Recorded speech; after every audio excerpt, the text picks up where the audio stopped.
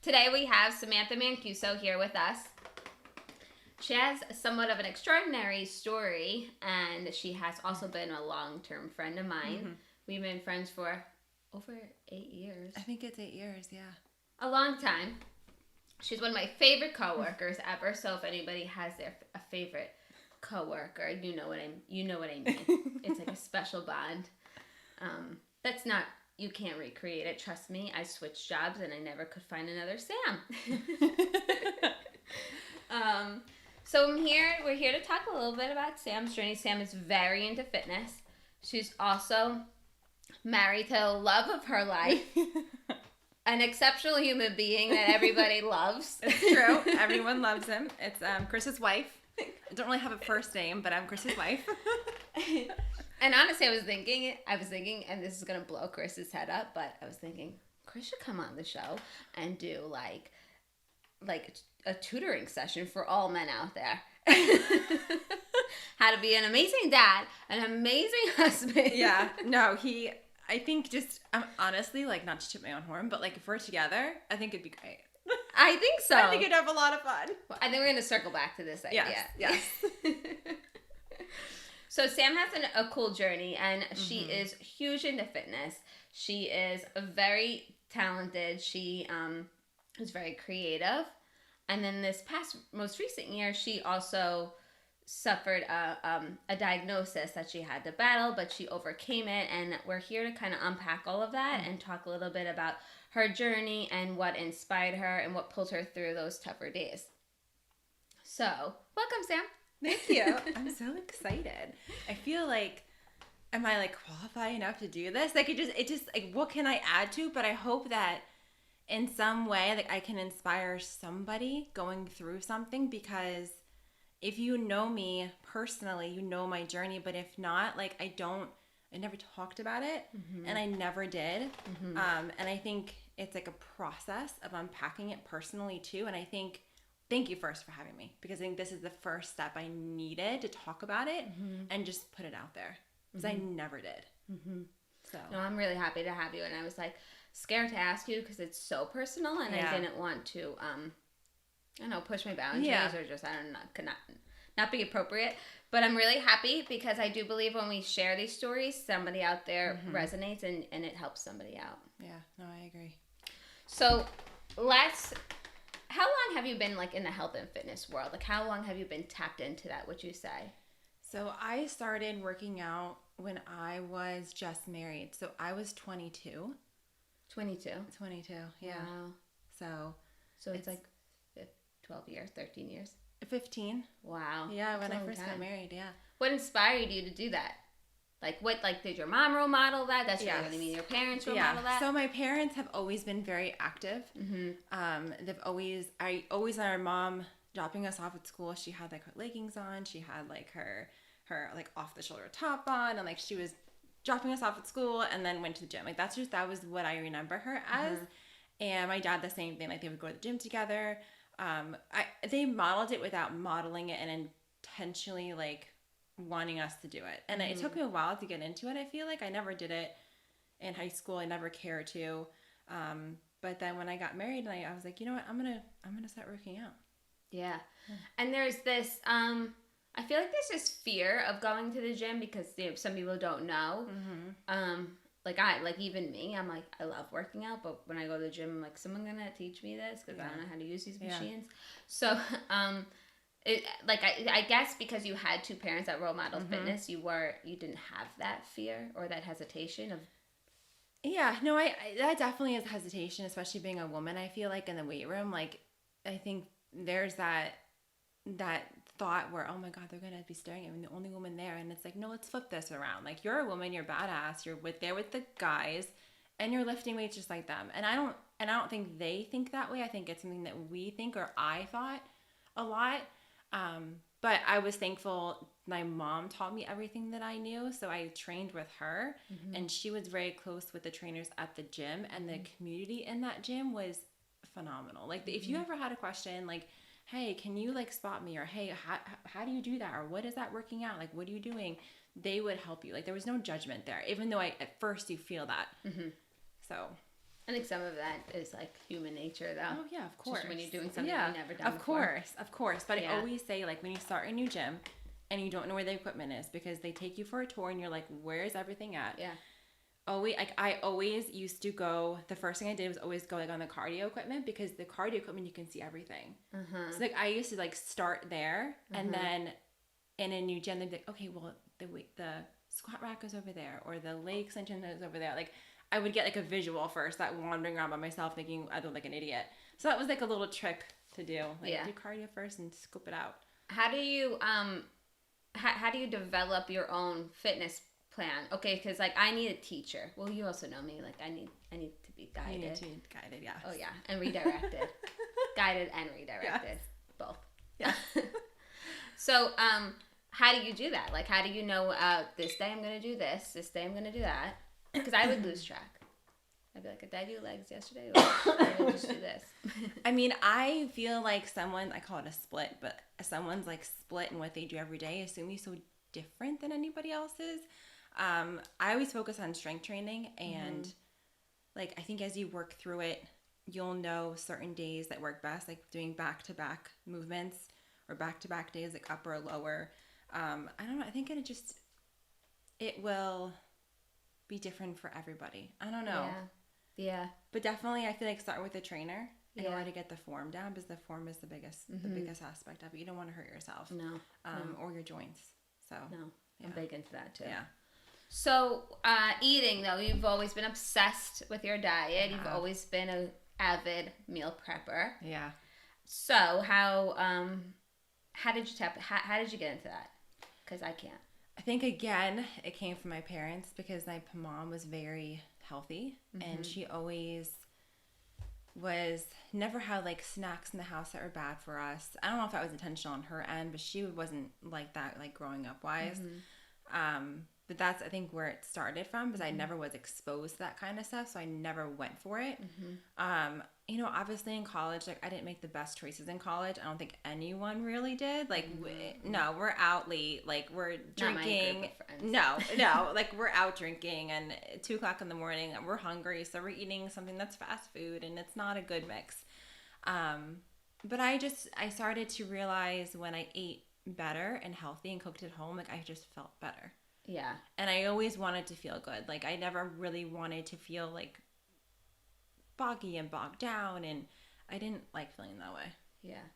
No, I definitely agree. And I do find that when I personally eat like crap, I feel like I just want to lay in my bed and watch TV, and I even get a negative mindset. Like I start saying that weird things to myself, and like I don't feel motivated or inspired. But one of the things that is one of my favorite things about you is that you always have a very strong mindset, and I want to know how you've adopted that. I don't know. I think I definitely got stronger through my journey this past year. Oh my gosh, I don't know how I got such a strong. I don't. Thank you for thinking of me as being a strong mindset. I don't know. I feel like I think it's, you become that way through experiences, and I don't think I've gone through a lot of experiences in college, or I feel like I was not sheltered, but I don't think I had anything like big, or I didn't view it that way. I think it's just my mindset, or the way I thought about things, my perspective. Do you think that's something to do with like your upbringing, how your mom and dad raised you? I think so. My dad's a very strong man, like mentally. Like he will not. He's not weak. Like he's just not weak. Yeah. Like don't be weak. Yeah. That has a lot to do with it. My dad's similar, but I will tell you that I'm sometimes I'll be like, okay, Dad, whatever. But then I'm like, wow, I'm so inspired by him. Yeah. The man is always working. He's always learning new things. I mean, and I feel like he never feels defeated by anything. And no. Like, where'd you learn that skill from? I always think like that. But of course, my dad doesn't overshare his secrets, so I don't know if I'll ever know. I think it's how he was brought up, my dad. I think it was a very tough environment with my grandfather. Like just very tough. Not a lot of like love there, I feel like. I know that sounds mean, but like it was just a very different time. And I think my dad just had to like rise above it, and just had that mentality, being a business He's owner. Also an entrepreneur, right? Your dad? Yeah. He's a go-getter. Yeah, and I think I saw that too growing up. Like he started his own business in construction, and I remember his very first office he had was like middle of nowhere in Broward County. And I remember seeing him in his little office and his secretary, and I'm just like, oh, okay, like, this is normal, I guess. And I just saw it flourish when I was in high school, and I'm like, oh my gosh, like, looking back on it now, I visited his office, and I was like, it's double the size. This is what he's doing. I was a kid, I would travel with him in the car to look at job sites, and it was just being immersed in it. Yeah, yeah.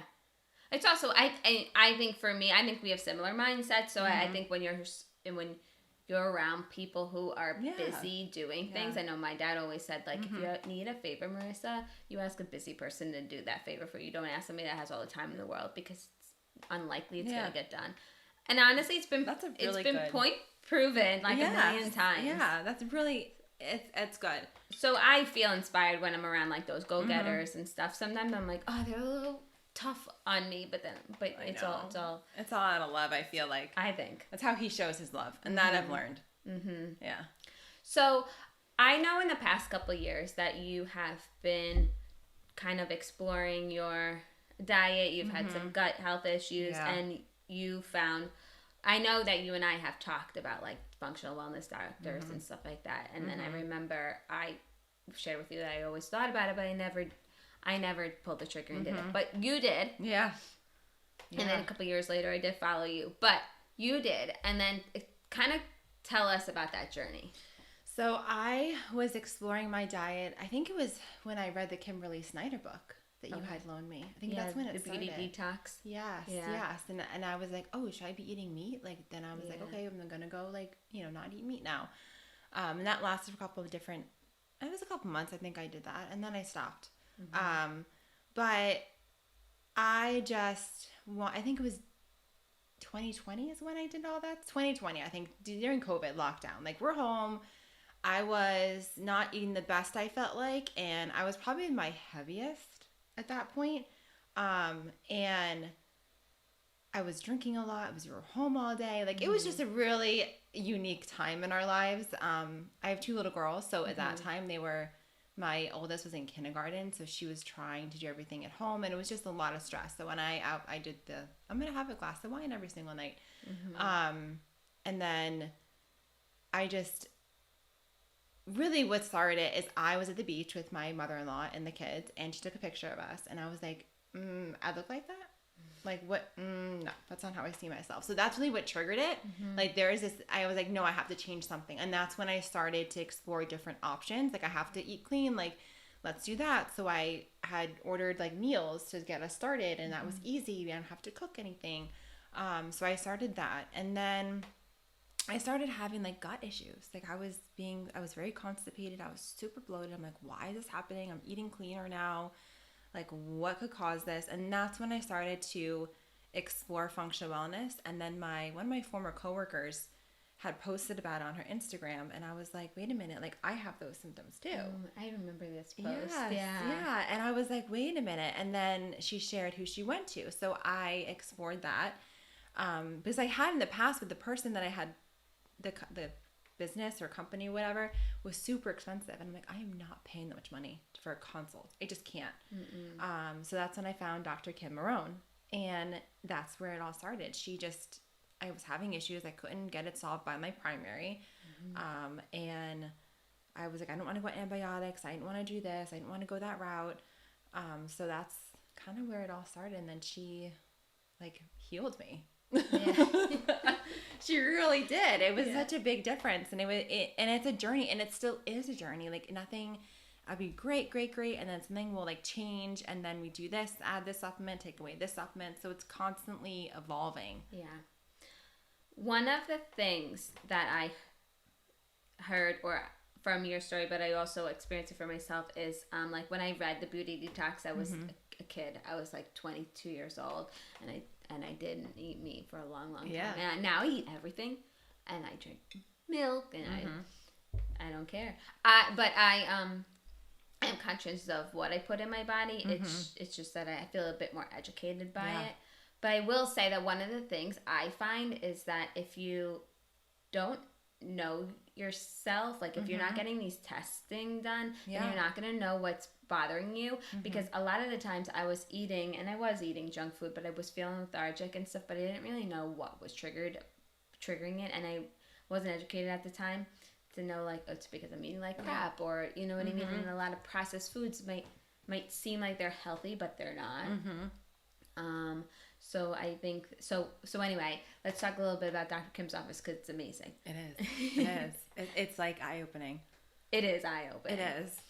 One of my favorite things about the Dr. Kim and the things that she does is when she tests you, it's so specific to your needs. So you'll meet with her and you'll talk with her about what's going on in your life, your diet, your everything. It's like a holistic version of you that she kind of gathers. And then she asks if you feel comfortable with getting a test for something specific. I know for me in my journey, I started a couple years after you, but my tests are they're so accurate in data that my supplements are targeted towards like what I'm lacking. Yeah. So it's supporting what I'm truly not able to make on my own. Correct. Or something that I'm not able to get in my diet when I should be. So you got the test. Yes.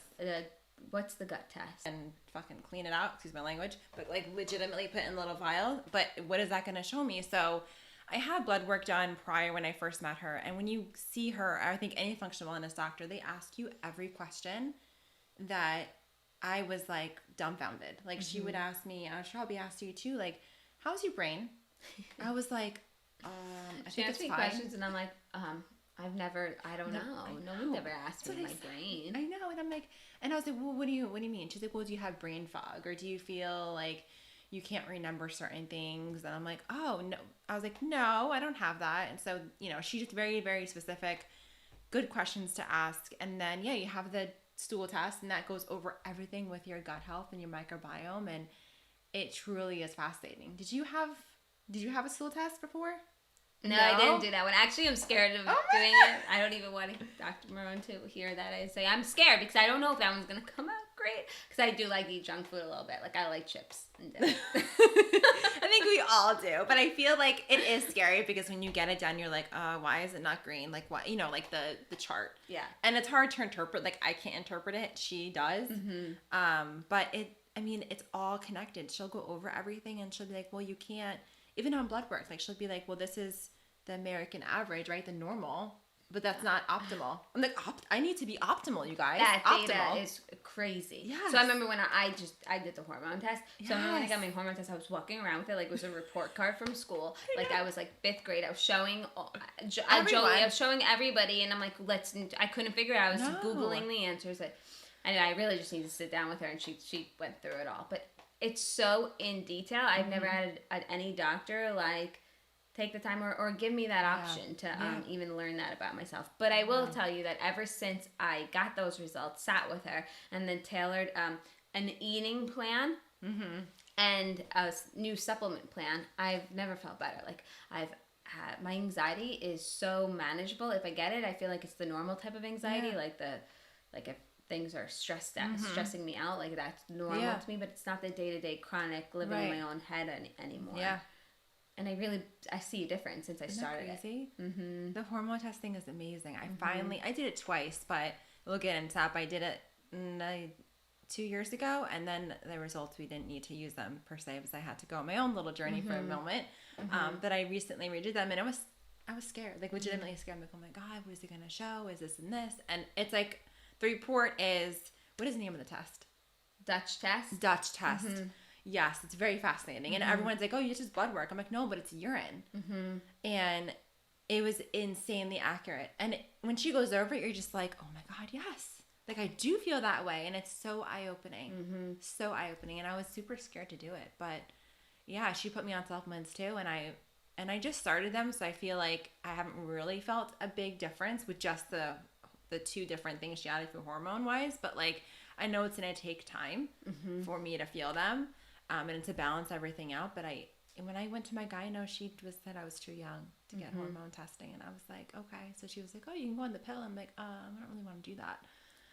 So that's a common answer, I feel like. But actually, speaking of your gyno, she kind of saved you in many ways. She did. She did. She saved my life. Yeah. So let's talk about that a little bit.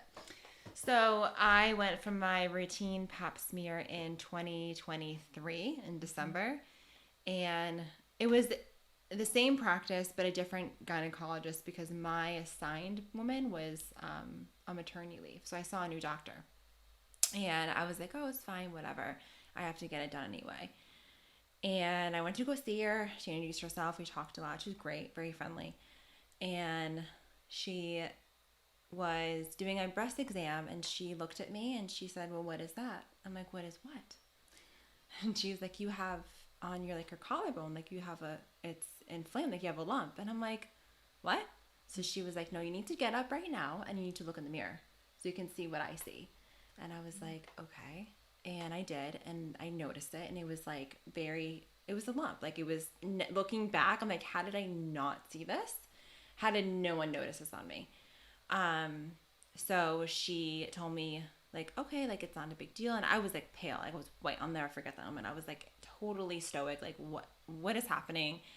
And she was like, I need you to go to get a ultrasound and go see an ENT. And I'm like, I don't even know an ENT. I don't typically go to doctors. So I'm like, I don't have an ENT. So she told me who to go to. I'm like, okay. And I was like, I felt very weird in that moment. Yeah.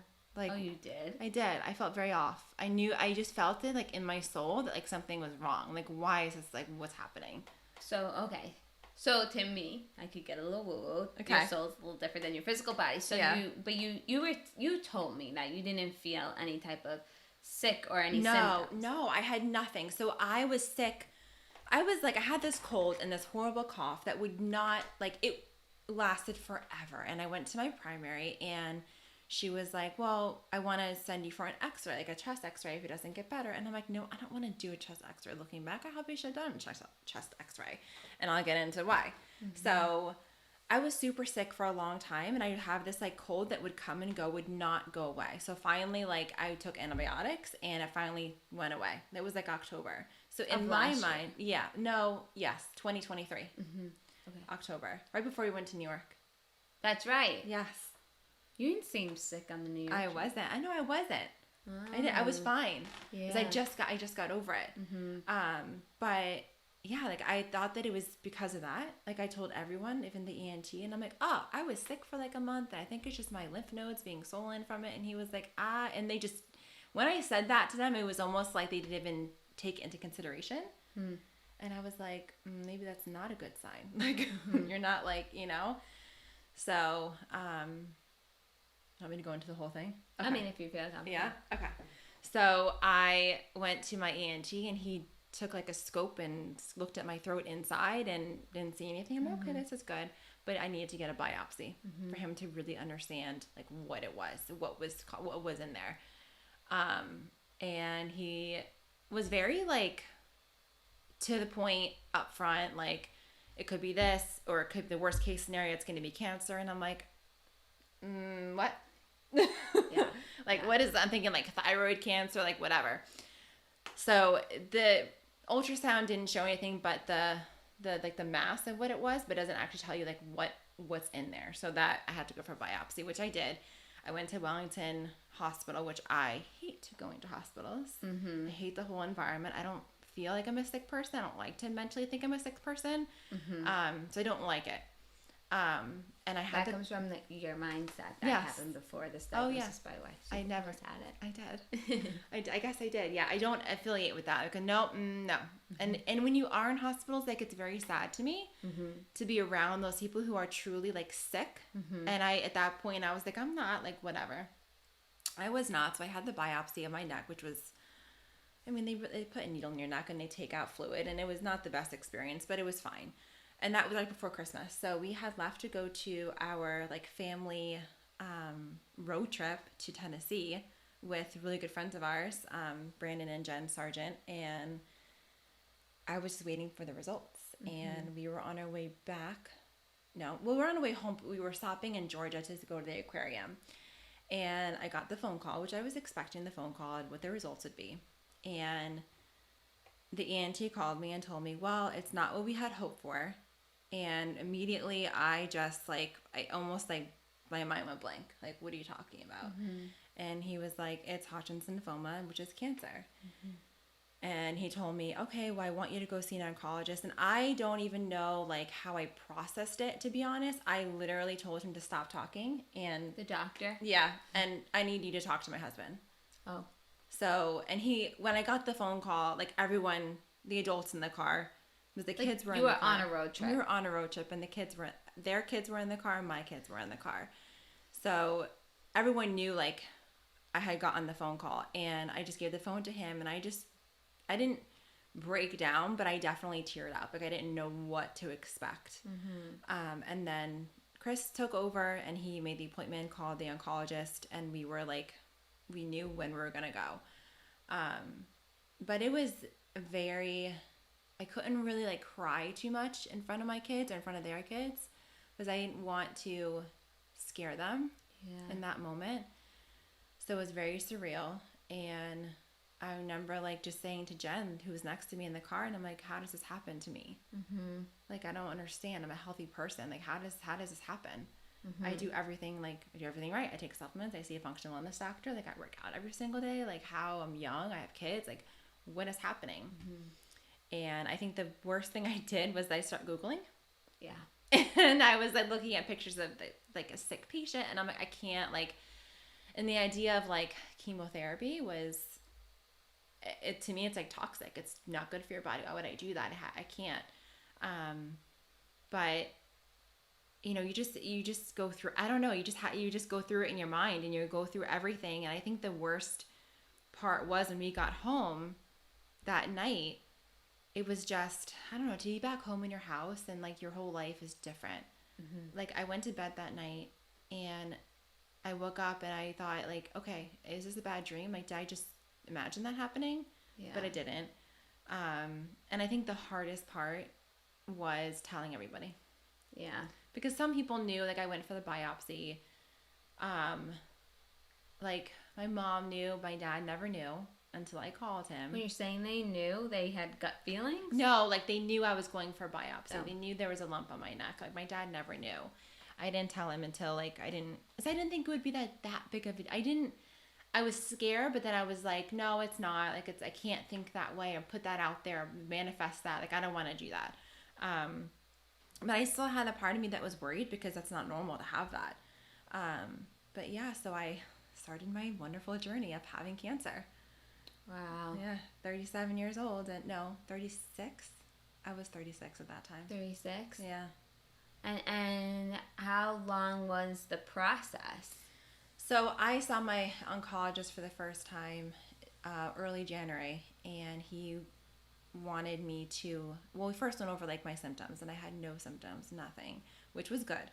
So he had figured I was stage 1 or stage 2 at that point. And he was like, I need you to go for a PET scan to really see where it is in your body. I'm like, okay. Because he said it can travel from your neck all the way down to your abdomen. That's where like as it gets worse and worse. And as it hits different parts of your body, is the stage level will increase to like stage 1 through 4.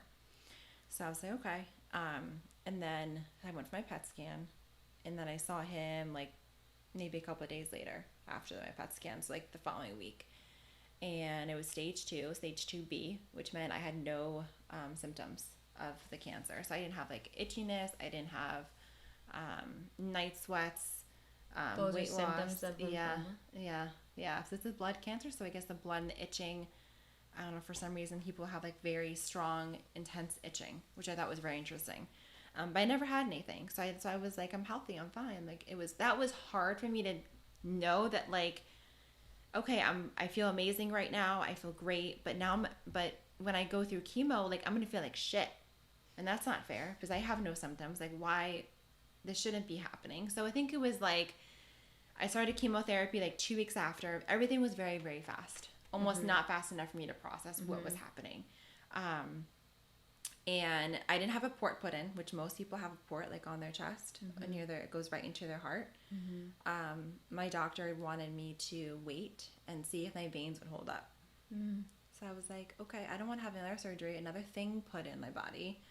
I will try and do it through my veins, even though the drugs are very, very harsh. So it was ABVD chemotherapy, and it's a bunch of different, I can't even pronounce them, the different chemo drugs they use for Hodgkin's lymphoma. One of them is the worst one. They call it the red devil because it's red as it goes in. So that one is like the most like aggressive cancer. Yeah, right? I think so. And then like my final, you have 4 every single time you go, and the final one was like burned like so badly. But yeah, I started chemotherapy, and it was every 2 weeks, every Friday. So that was something to look forward to. And I think it was like, I didn't know what to expect, like going there too. Sitting down, I thought it would be my personal room. I thought that I would be alone, but no, I was in a big room with all these other people who are getting like different treatment, which is also hard because again, I don't like hospitals. I'm not sick. I'm not a sick person. So I don't know why I'm here kind of thing. Like, I don't understand. But I always went in with a positive like attitude about it. I never like was crying. I never was upset. And the first treatment was it takes like 5 hours for it to go through everything. And the nurses are amazing. Like, I really connected with one of the nurses, and she was like my designated nurse, and I was always there. And we bonded over just my career, and like her son was in high school, and it was asking me questions, and I was like, oh God, they find me wherever I go. Like, there's always a mom with questions about their son in school, and I'm like, oh boy. So we connected over that, but I think it was very like, I think she did it intentionally to get my mind off of it because she knew I was super nervous. But you know, the amount of like love that I received from everybody, including you, because I did play that playlist. You made me a playlist, remember? I did play that when they started everything. And then a friend of ours, Brandon, had come by to see me right when they started like the actual chemo drugs. And, you know, he saw my face, and he has a very like genuine soul, and he's very connected with his emotions. And he just looked at me and he goes, these are not your people. Like, you're not like this. Like, looking around, and I was like, and I got a little teary-eyed, and it's a lot. But you know, I went home I went home that day, and I was so tired from, they give you Benadryl in case you have allergic reaction. That like zonked me out. I was super tired. I remember every time I had chemo, I went home and I had a protein shake. I know that sounds super weird, but and I brought my salad with me. I ate like my usual salad with the beets in it, the spinach, the arugula, the pumpkin seeds. I have to do seed cycling for my hormones. Like, that really mattered at the time, but I did. Thanks to Dr. Kim.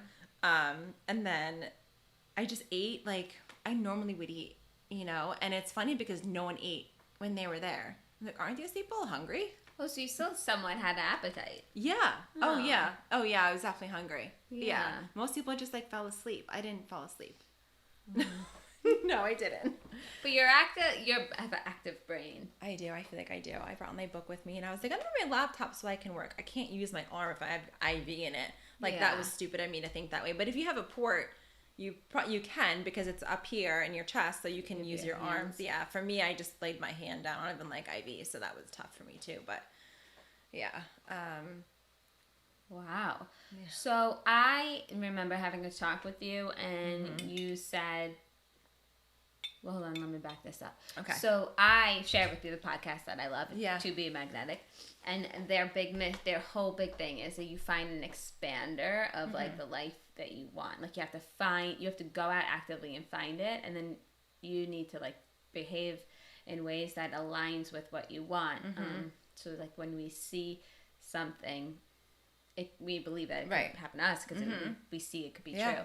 So I remember talking with you outside of Montana Method, and I was like, I think you need to find somebody who's been into fitness, who eats healthy, and then all of a sudden got diagnosed with cancer and beat it. Like, you need to find this person out there. Yeah. And I remember you told me you did. Yeah, I did.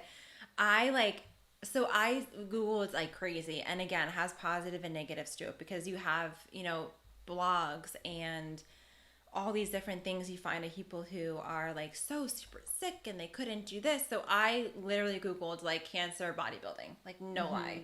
And I found like this post of this woman who was diagnosed same Hodgkin's lymphoma as me. I think she was like stage 3, if I remember correctly. And she started her fitness journey. Told me, he's like, if you do chemotherapy, it's just a higher toxicity level for your body.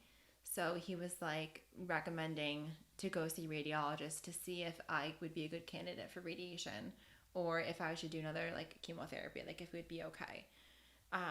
And I was like, okay, like, so he went to go see the radiologist that same day. He's very like calling, you know, the doctor, and I got right in. That's the thing about like cancer, like you get in a doctor's office like within like the same day. Oh, you do? Yeah, like he called the radiologist on the phone, on his cell phone, and goes, I have a patient here. She's gonna come over to the office. Are you there? Oh yeah, bring her up. Like it's very like, you know, there's no time, there's no waiting. Wow. So that was really cool. So when I went to go see him, he told me, he's like, no, you'd be a good candidate for it. And yeah, having more chemotherapy would be more toxic to your body, and you would have side effects. More side effects. Yeah. I didn't have any side effects, which another thing. Very like fortunate. Very fortunate. I don't know if it was definitely the way I ate. Mm-hmm. Definitely my exercise. Like you can have neuropathy, which is when you have like tingling in your hands and your feet, mm-hmm. which is super scary. Mm-hmm. Or like you can't taste, you taste metal in your mouth. Yeah. Permanently? I don't know if I don't think it's permanent, but when you're going through treatment, yeah. It's a side effect. Yeah. Okay. Yeah. Wow. It's so interesting. Mm-hmm. And actually the nurse, when I did get the Red Devil, the chemo drug, you're supposed to suck on ice for you not to have that metal taste in your mouth. So she gave me ice cubes, and I don't think anyone else, like, it's a little tip and trick if you're going through it, but like, I don't know why, like, I guess the numbing of your tongue and your taste like buds. Nerves. Yeah, I don't know. I don't know. Or like people wear mitts, like ice mitts, not get neuropathy. Wow. Or like the cold capping for your hair. Yeah. I think it's all something about the coldness. Yeah, like the freezing of it. So yeah, I went to go see a radiologist, and he was really great, and he told me that I would, you know, it would be a good candidate for it, and I was like, okay, and I was like, I just want to make the right decision. Mm-hmm. I don't want to do more chemotherapy because my arm truly could not handle it. Mm-hmm. Like it was, I had like the raised vein, like it was just painful. Like I was like, I don't know if I can do another one.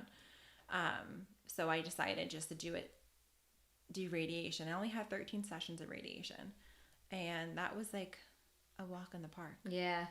But you know, people have more when they have breast cancer, I feel like, and you can have the burns. Mm-hmm. And I definitely had like because you have them every day. Mm-hmm. It's 13 like in a row, except for on the weekend. So I would again go in on the workout clothes. This is me going in like a psycho. And early in the morning, I had like an 8 a.m. like appointment. Mm-hmm. Would go in, and it only took like maybe 2 minutes. Oh wow! Yeah, quick. Yeah. So like you're in this huge room with this huge machine, and you have this like, they mold like a mask to your face that keeps your head down. It's really scary to think about. Like I never saw myself with it on, but it's like a mesh. Mm-hmm. So it keeps your head in place just because it was on my neck to make sure I had no movement. And it targeted those areas. And I also had, I didn't even tell you this before, but I had a cancer in my upper right chest. So it did like spread over here. Yeah. Spread. That must have been the start of the spread, maybe? It was, yeah. So it was like radiation on my upper chest and then on my neck, just those two areas, which I was concerned with being near my breast tissue.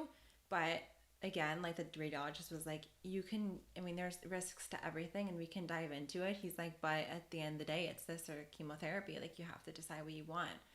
And I didn't want to do nothing to help prevent it coming back. So I knew like that wouldn't be an option for me. Yeah. So I did decide to do the radiation, as I said. And then those 13 sessions, towards the end, I just had, my throat was like sore. So it hurt to swallow. Yeah. Because of the radiation? Mm-hmm. Mm-hmm. Oh. Yeah. Wow. Yeah, which is common. They said that would happen. And then when I stopped radiation, when I was done, I probably within a couple of days it went away. So interesting. Yeah. So anyway, I rang the bell to answer your question. I rang the bell on March 8th. I rang the bell at my oncologist's office, and then when I was done with radiation on April 15th, I rang the bell there. Amazing. Yeah. I remember seeing that post and what you wrote was so nice. I did. Yeah. And I didn't, for anyone listening that knows me but didn't really like know my journey, I kept it very personal. Mm-hmm. Never told anybody. Outside of nothing, very, very close, like work, family, and my close friends, but I really didn't tell anyone, and I still don't. Yeah. Because it's not like part of me. Mm-hmm. And I never wanted to think it was. Like I never wanted to say, oh, well, I'm this because I had cancer. Like, no, that's not. No, like it's just not. It's never part of me. Never was. Never will be. So now they rung the bell. Yeah. And you're cancer free. What is the life like now? Like, so what do? You have to go for yearly checkups or monthly checkups? So I see my oncologist every 4 months for just like a physical checkup. So because I was an early stage, I don't have PET scans. Okay. Or it would be CT scans. You don't have to have that. No, not unless he finds something, then I would, which would determine what it is. But it's very high. It's curable. It's considered one of the curable cancers, and has a very good response rate. So the likelihood of, having it come back is very, very low. Okay, good. Yeah. So I see him actually next month again. No, this month. It's February. I see him again in February, which is hard to go back there. And it's not a genetic thing. It can just happen. Yeah. Wow. It's like environmental, maybe? I don't know. I mean, I would ask my oncologist like so many different questions. I'm like, I don't understand what happens. Like, what triggered this? And he's like, nothing. Like, nothing that I can tell you that you did or didn't do is what caused it. So, I don't know. Like, I just feel like it just happens. So crazy. So have you seen Dr. Kim since? Because I feel like the functional wellness side is a good complement to your treatment plan. Yeah. So during treatment, I had told her, I had an appointment with her like early January to go for my hormone testing. And I was like, well, I'm not going to come see you because I was diagnosed with cancer. And I feel like I didn't know, I felt like taking anything hormonal and going through chemotherapy, like I felt like almost like, what's the point of doing that? Yeah. Like I'll take supplements, just the normal vitamin, the normal, because I wanted to support my white blood cell count, which was tanking because I was on chemotherapy. And that was hard to see too. Like, you come in with perfect blood work, and I almost like we pride ourselves on that because that's like an example of, okay, my hard work, this is what I'm getting. And when you see it go down so much so quickly, you're like, damn, like it's hitting. But I think it was after my third treatment or my fourth, I think it was when I was going to my fourth treatment, my white blood cell count actually improved a little bit. Insane. The body is so crazy to me. It really is. It is. I'm like, oh. Like in a good way. Yes. Like it's made to heal. Yeah. And I believe that. And that's what I also like held on to. Yeah. Where the body's designed to heal, and it's going to heal me. Yeah. You know, and these drugs are only going to help, even though it's wiping out the good, but it's also doing the bad. It's fighting now. Yeah, it's fighting. So now you're restoring and rebuilding. Yeah, so I did meet with her after I was done with radiation in April. And I had blood work done with her, and she was like, I think I did a gut test too. You did? Yeah, I think so. In that moment, I was like, oh man, my gut is probably wrecked. Was it? No. Really? No, it wasn't. That's great. I know. And the blood work given, I still had some like issues with it, but that's expected. But yeah, she told me, she's like, if you were to come and meet with me for the first time ever, I would have never known you went through this. Yeah. I couldn't tell by your blood work. Yeah. I wouldn't be able to see how damaged it was. So great. Yeah. Dr. Kim says this to you. Yeah. So crazy. I know. She was like, wow, like this is not... And she's so positive. Always. Like I would ask her, like, I was like, my hormones, like when I met with you back in November, my first one, I never knew the results of it. And I was like, how bad was it? She's like, sweetie, it's not bad. Yeah. I was like, but you could tell me the truth. Yeah. Like, tell me it was bad. And she was like, no. She's like, but your cortisol levels are very high. Do you think they were high because of the treatment? That's what she said. No, because I was technically fighting cancer. I had cancer so your at that body point. was stressed. So so it was, the cortisol levels were higher because of that. And I was like, oh. Fascinating. Not that means high cortisol means you have cancer, but it was just very interesting. Yeah. Wow, so fascinating to me. So, before we wrap up, I have a few questions. What is your go-to workout? I think it's changed over the years. I would always say like strength training and like upper body is probably like my favorite. But now I think it's like Pilates. Really? Oh yeah. Like I will make a point to incorporate Pilates at least twice a week. And I think it's totally changed my body composition. Like I feel like I'm stronger than I ever have been. And I would think, like years ago, it would be the opposite. I'd be like, you're not using high weight. Like how are you getting stronger? But it's just a whole mind body in Pilates that I don't think I've ever used with strength training before. and it's only added more to my strength training workouts, even, more than ever. Oh, I believe that. That's why I like the Montana method, because it's your body and your own body, not equipment, but it's fast. I like that fast part. It's fast. Yeah, it is. And there's just like little things that you don't think you're working until you're doing it, and the day after you're like, what did I just do? Do you find that Pilates, I think it makes me longer and leaner? It does. Prettier. I think it makes me prettier. It does. Well, mobility is a huge thing, and I don't think I'm very flexible. And I think doing Pilates has increased my mobility, especially in my hips. But, because I feel like in bodybuilding or strength training, you're very, like, stiff. Oh, yeah, I agree with you, yeah. Yeah, and Pilates, you're arabesque. Yeah. And, with your, the different butt exercises, and it's very nice. It's nice. I love booty blasts. Those are my favorite. Those are my favorite. So, okay, you're an avid book reader.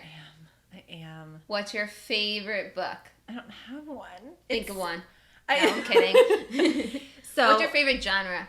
Definitely romance. Yeah. Give me all the smut.